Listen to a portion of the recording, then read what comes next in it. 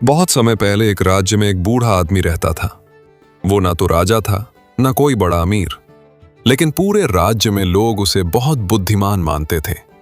उस बूढ़े आदमी के घर के बाहर हमेशा 3 बड़े घड़े रखे रहते थे।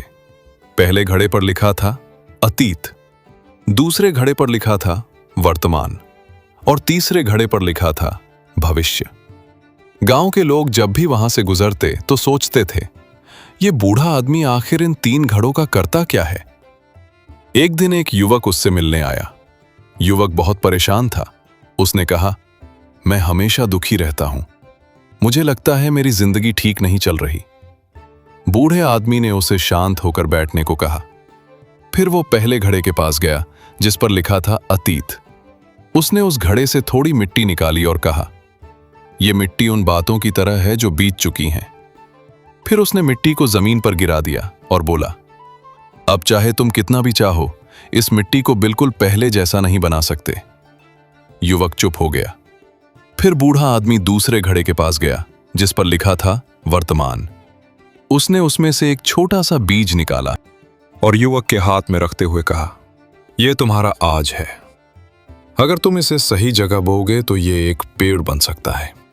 फिर वो तीसरे घड़े के पास गया जिस पर लिखा था भविष्य।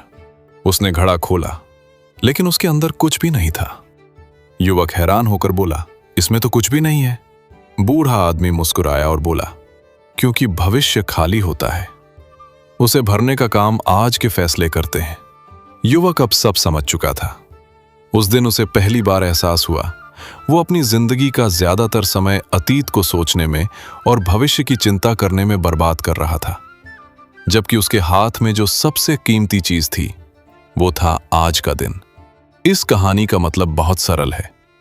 बहुत से लोग अपनी जिंदगी में इसलिए परेशान रहते हैं क्योंकि वे बार बार अतीत की गलतियों को याद करते रहते हैं या फिर भविष्य की चिंता करते रहते हैं। लेकिन सच्चाई ये है, अतीत बदला नहीं जा सकता और भविष्य अभी बना ही नहीं है। इंसान के हाथ में अगर सच में कुछ है तो वो है वर्तमान। और जो व्यक्ति अपने आज को समझदारी से जीना सीख लेता है, वही धीरे धीरे एक बेहतर भविष्य बना लेता है।